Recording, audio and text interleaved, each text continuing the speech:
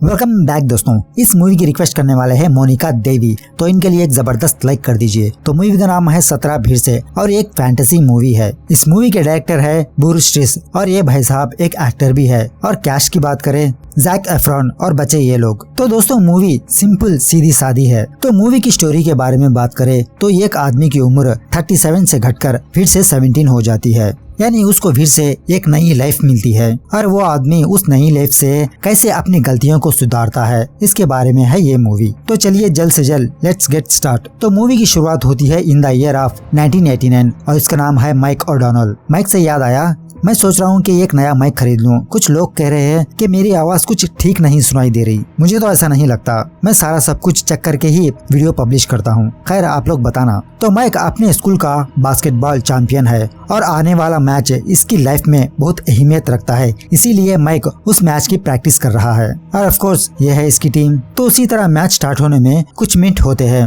कि तभी Scarlett mic की गर्लफ्रेंड इसके पास आती है और यहाँ पर स्कारलेट कुछ मायूस नजर आती है। माइक इसकी वजह पूछता है तो स्कारलेट माइक को बताती है कि वो प्रेग्नेंट है, यानी स्कारलेट माइक की बच्चे की मां बनने वाली है। ऑफ कोर्स ये सुनकर ये बहुत अपसेट सा हो जाता है और ठीक से गेम में कंसंट्रेट कर नहीं पाता। माइक कभी बाल को देखता है, कभी स्कारलेट को देखता है। तो देखते ही देखते स्कारलेट वहाँ से निकलने लगती है। इसको जाता हुआ देखकर माइक वहीं पर बाल छोड़ के स्कारलेट के पीछे जाता है, यानी माइक उस गेम को बीच में ही स्टॉप कर देता है और माइक फौरन दौड़ता हुआ स्कारलेट के पास जाता है। माइक को यहाँ पर देखकर स्कारलेट बहुत शॉक हो जाती है और उसे फिर से मैच को जाने के लिए कहती है, लेकिन माइक स्कारलेट से कहता है तुम मेरा फ्यूचर हो, ये बेबी मेरा फ्यूचर है। मतलब यहाँ पर माइक अपने फ्यूचर को छोड़कर स्कारलेट को चूज करता है, अपने प्यार को चूज करता है। तो दूसरे सीन की शुरुआत होती है 20 साल बाद और ये है आज का mic.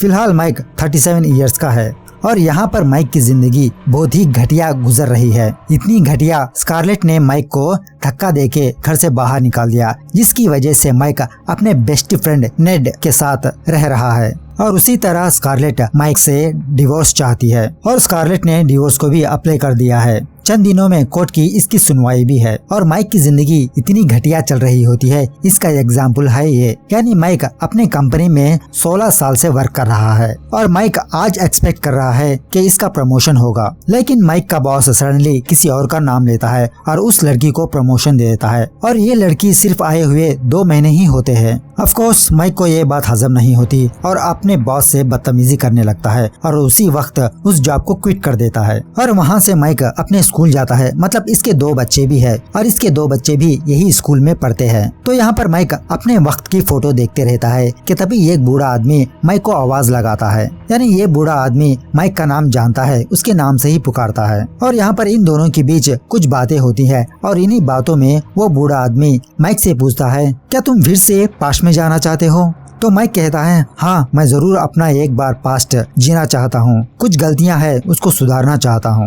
I wish I could. तो खैर वहाँ से वो जेनिटर बूढ़ा आदमी चला जाता है और ये है माइक की बेटी और इसका नाम है मैगी, सिर्फ 2 मिनट में। और उसी तरह उसका एक बेटा भी है, इसका नाम है एलेक्स। और यहाँ पर भी ये दोनों बच्चे अपने बाप को भाव नहीं देते क्योंकि माइक अपने बच्चों के साथ कुछ ज्यादा टाइम स्पेंड किया नहीं है। शायद इसकी वजह से इसके 2 बच्चे इसकी रेस्पेक्ट नहीं करते। तो खैर वहाँ से माइक स्कारलेट के पास आता है। ये है आपकी स्कारलेट, इसकी वाइफ, मतलब इसकी एक्स वाइफ। और यहाँ पर माइक स्कारलेट को बहुत समझाने की कोशिश करता है, लेकिन स्कारलेट माइक के साथ अब और जिंदगी गुजारना नहीं चाहती क्योंकि माइक अपने फैमिली को ज्यादा टाइम नहीं दे रहा था। उसके बाद वहाँ से माइक अपने फ्रेंड नेड के घर जा रहा होता है तो वही ब्रिज के पास यही बूढ़ा आदमी दिखता है जो ब्रिज के ऊपर खड़ा हुआ रहता है। और जब माइक दूसरी तरफ जाता है उस बूढ़े आदमी को देखने के लिए तो वो बूढ़ा आदमी वहाँ पर मौजूद नहीं होता। तो वहाँ जाने के बाद माइक ब्रिज के ऊपर से नीचे की तरफ देखने लगता है तो माइक को एक वोर्टेक्स नजर आता है और देखते ही देखते वो वोर्टेक्स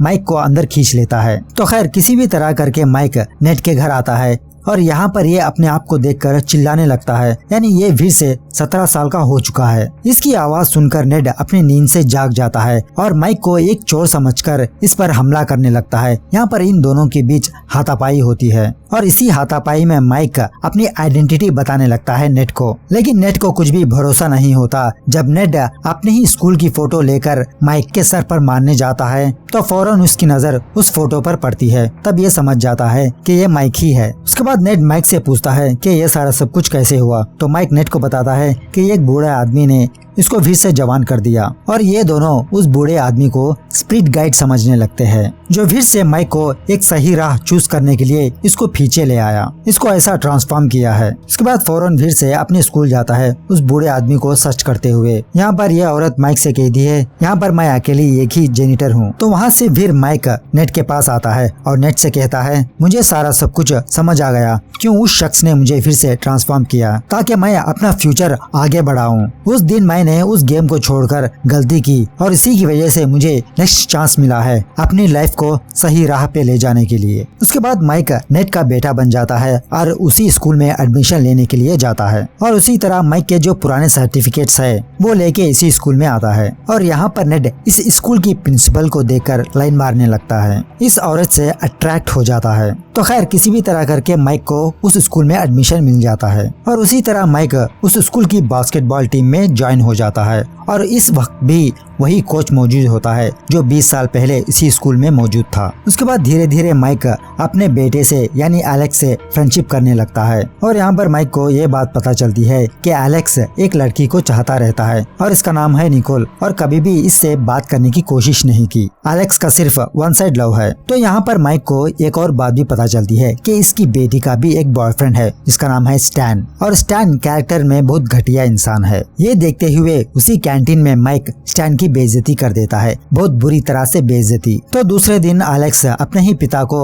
अपने घर ले जाता है और यहाँ पर एलेक्स बास्केटबॉल की प्रैक्टिस कर रहा होता है। तो इसका टैलेंट देखकर माइक एलेक्स को कहता है क्यों ना तुम टीम में ज्वाइन कर लो और यहाँ से माइक एलेक्स को ट्रेन करने लगता है कि तभी वहाँ पर स्कारलेट आती है, इसकी वाइफ। तो स्कारलेट माइक को देखकर शॉक में रह जाती है और अपने फ्रेंड से कहती है ये हूबहू मेरे हस्बैंड ही की तरह दिखता है, जब मेरा हस्बैंड 17 साल का था ऐसे ही दिखता था। और स्कारलेट माइक के साथ कुछ अजीब से बिहेव करने लगती है, उसके फेस को टच करने लगती है। तो खैर दूसरे दिन स्कूल में सेक्स एजुकेशन चल रहा होता है जहाँ पर टीचर हर एक स्टूडेंट को कंडोम बांटने लगती है, मतलब इट्स कॉल्ड सेफ सेक्स। तो यहाँ पर स्टैन बहुत सारे कंडोम लेता है और जब माइक की बारी आती है तो माइक उस कंडोम को नहीं लेता और सारे लोगों को लव के बारे में लेक्चर देने लगता है। यानी सच्चा प्यार यही होता है और सच्चे प्यार की निशानी उनका बेबी होता है। मतलब यहाँ पर माइक एक फादर के हिसाब से उन सारे लोगों को लेक्चर देने लगता है। तो माइक का ये लेक्चर देखकर वहाँ के सारे लोग कंडोम को वापस कर देते हैं सिवाय के स्टैन के।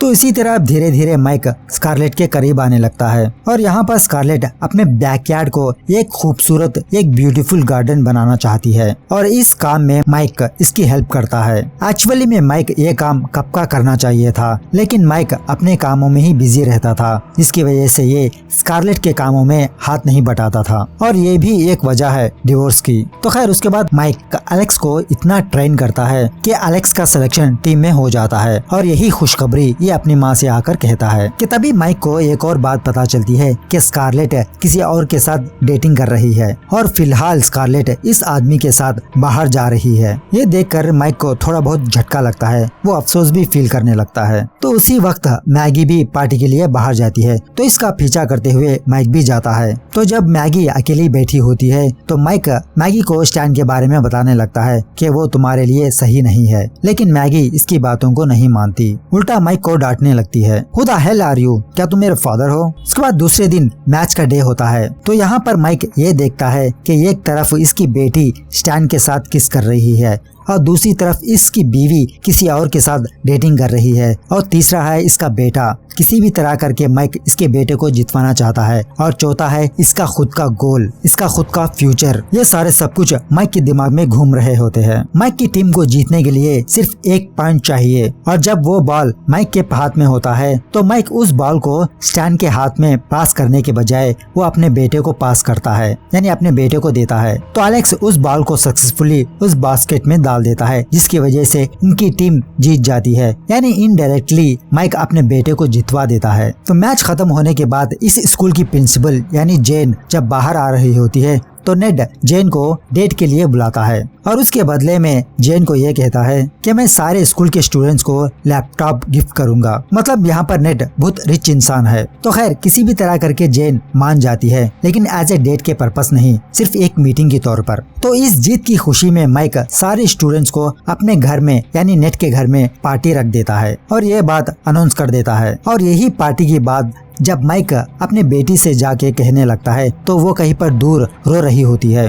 तो मैगी से माइक को ये बात पता चलती है कि स्टैन ने इसको डंप कर दिया और स्टैन सिर्फ मैगी से फायदा लेना चाहता था और कुछ नहीं, यही उसका इंटेंशन था। जब मैगी ने इनकार कर दिया तो स्टैन ने इसको डंप कर दिया। तो खैर माइक एक फादर के हैसियत से अपनी बेटी को समझाता है, उसको हौसला देता है। तो देखते ही देखते मैगी उसे किस करने के लिए आगे बढ़ती है, लेकिन माइक उसको दूर ही रख देता है और उसे भी पार्टी के लिए बुलाता है। और यहाँ पर जब नेड और जेन ये दोनों एक रेस्टोरेंट में बैठे हुए रहते हैं तो नेड जेन को इम्प्रेस करने के लिए कई तरह के हरकतें करने लगता है, लेकिन नेड की ये हरकतों से जेन इम्प्रेस नहीं होती। तो इसी बातों ही बातों में नेड जेन को कहता है कि वो गीक को मानने वाला है, यानी गीक कल्चर को मानने वाला। तो इस तरह से नेड एल्विश की लैंग्वेज में जेन से बात करने लगता है। तो यहाँ पर जेन भी उसी लैंग्वेज को बात करने लगती है। इस तरह से इन दोनों में कनेक्शन जुड़ जाता है, यानी अब जाके नेड जेन को इम्प्रेस कर पाया उसके ओल्ड कल्चर के जरिए से। तो यहाँ पर जब नेड के घर में पार्टी चल रही होती है तो स्टैन मैगी के पास आकर उसे कन्विंस करने की कोशिश करता है। तो यहाँ पर मैगी स्टैन से कहती है मैं किसी और के साथ हूँ, कि तभी वहाँ पर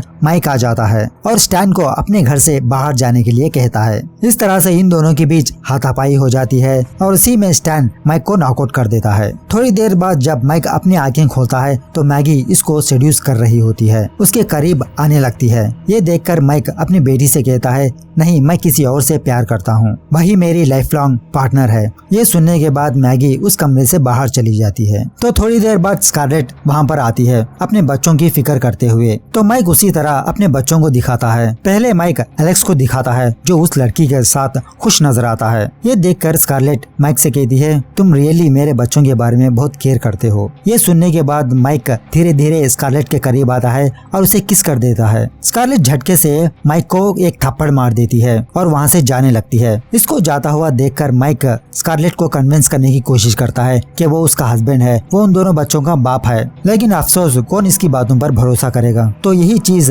मैगी देख लेती है। तो मैगी माइक के पास आकर एक थप्पड़ मार देती है। तो इसी तरह मैगी के पीछे इसकी 3 सहेलियां होती है। ये तीनों सहेलियां भी माइक को एक एक थप्पड़ मार के वहाँ से चली जाती है। तो उसी वक्त नेड जेन को अपने घर बुला ले आता है, लेकिन नेड को क्या पता था यहाँ पर पार्टी चल रही है। ये पार्टी, ये शोर शराबा देखकर जेन नेड को फिर से बाय बाय कहती है। ये कहती है मैंने पहले ही कहा था ना, हम दोनों के बीच सेट नहीं होगा, और जेन भी वहाँ से निकल जाती है। उसके बाद धीरे धीरे माइक नेड के पास आता है। तो यहाँ पर नेड भी माइक को 2 4 3 थप्पड़ मार देता है। मतलब सारा सब कुछ अच्छा जा रहा था, लेकिन पता नहीं माइक को क्या खुजली हुई, वो फिर से सारा का सारा माहौल बिगाड़ के रख दिया। और उसके बाद दूसरे दिन कोर्ट में सुनवाई होती है। तो माइक ना होने की वजह से जज डिवोर्स डिक्लेयर करने ही वाली थी कि तभी वहाँ पर माइक उसका फ्रेंड आ जाते हैं और माइक यहाँ पर एक लेटर ले आता है। और माइक स्कारलेट से कहता है तुम्हारे हस्बैंड ने तुम्हारे लिए एक लेटर लिखा है, और ये लेटर स्कारलेट को सुनाने लगता है। यानी अपने सारे फीलिंग्स उस लेटर के जरिए से स्कारलेट को सुनाने लगता है। और उस लेटर में ये लाइंस भी होती है, हाँ हमारे बीच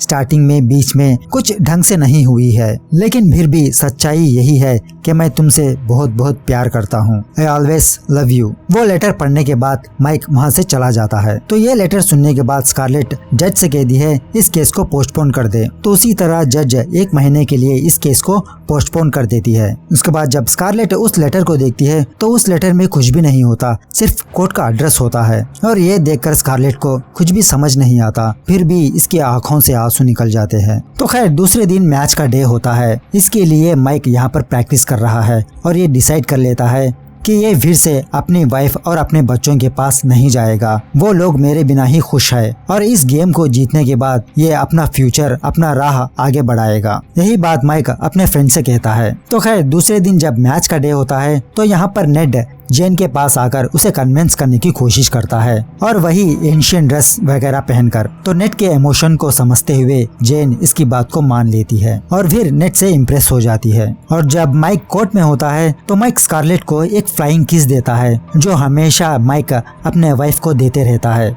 ये देखकर स्कारलेट शॉक में रह जाती है और अपने सीट से उठकर बाहर जाने लगती है। और यहाँ पर माइक को वही दिन याद आने लगता है इन द ईयर ऑफ 1989 में हुआ था। तो खैर स्कारलेट बिना मैच देखे हुए वहाँ से निकल जाती है। इसको जाता हुआ देखकर माइक भी स्कारलेट के पीछे जाता है और जाते जाते माइक वो बॉल अपने बेटे के हाथ में थमा देता है और गेम को कंटिन्यू करने के लिए कहता है। जब माइक उसी दरवाजे के पास स्कारलेट को ढूंढने के लिए जाता है तो फिर से उसके सामने एक वोर्टेक्स नजर आता है। तो देखते ही देखते माइक फिर से अपने असली रूप में ट्रांसफर होता है, यानी फिर से वो 37 इयर्स का हो जाता है। और यहाँ पर ये दोनों एक दूसरे की अहमियत समझते हैं और स्कारलेट माइक को कहती है आई मिस यू। तो उसी तरह माइक स्कारलेट से कहता है you are my best decision I ever made, यानी तुम मेरी जिंदगी की बेहतरीन डिसीजन हो और इस बात पर मुझे अफसोस नहीं है। इस तरह से ये दोनों फिर से रीयूनिट हो जाते हैं। तो दूसरे दिन माइक अपने सामान लेने के लिए नेट के पास जाता है, उसके घर जाता है तो वहाँ पर जेन होती है। तो ये दोनों हुकअप कर रहे होते हैं और यहाँ पर माइक अपने स्कूल में ही एक कोच के जैसा जॉब हासिल कर लेता है और नेड उसको एक विजिल गिफ्ट के तौर पर देता है और कहता है बेस्ट ऑफ लक। और यहाँ पर दिस मूवी एंड्स। तो अब आते हैं इस मूवी के मैसेज की तरफ। मतलब हर एक मूवी के बाद मैं आपको एक मैसेज देता हूँ कि ये मूवी हमको क्या मैसेज देती है। तो दोस्तों इस मूवी का मैसेज है कंडोम यूज करो। Just kidding. मतलब जो आप अपनी लाइफ में डिसीजन लेते हो वो सोच समझ कर लेना, एक बार नहीं, 2 बार नहीं, 10 बार सोचना। अगर आपने उस वक्त गलत डिसीजन ले लिया तो आप उस बात के लिए जिंदगी भर सफर करते रहोगे। हालांकि वो अलग बात है कि हमारी लाइफ वन टाइम प्ले है, यानी एक ही बार हमारी जिंदगी चलती है। लेकिन दोस्तों हमको हमारी लाइफ सेकंड चांस देती है, थर्ड चांस देती है हमारी गलती को सुधारने का। यही इस मूवी में दिखाया गया है। पहले तो माइक स्कारलेट को प्रेग्नेंट करके पहली गलती किया और दूसरी गलती की उसका फ्यूचर गेम छोड़ के। हालांकि उसने अपने प्यार को ही चूज किया तो ये सही बात है, लेकिन इसके बावजूद भी माइक अपनी जिम्मेदारी नहीं निभा पाया। लेकिन फिर भी माइक को एक और चांस मिला और इस बार माइक उसका बेहतरीन से इस्तेमाल किया। हालांकि बीच में इसने गलती किया लेकिन उसको उसने सुधारा भी। तो दोस्तों लाइफ आपको सेकंड चांस देती है, उसका बेहतर से बेहतर इस्तेमाल करना। पता नहीं लोग यही दी एंड कहकर अपनी लाइफ खत्म कर देते हैं, सुसाइड कर लेते हैं। मतलब छोटे बच्चे 10वीं फेल हो गए तो सुसाइड कर लिया। अरे भाई और जिंदगी बाकी है। तो खैर मिलते हैं अगली वीडियो में, तब तक take care, bye bye, see you soon.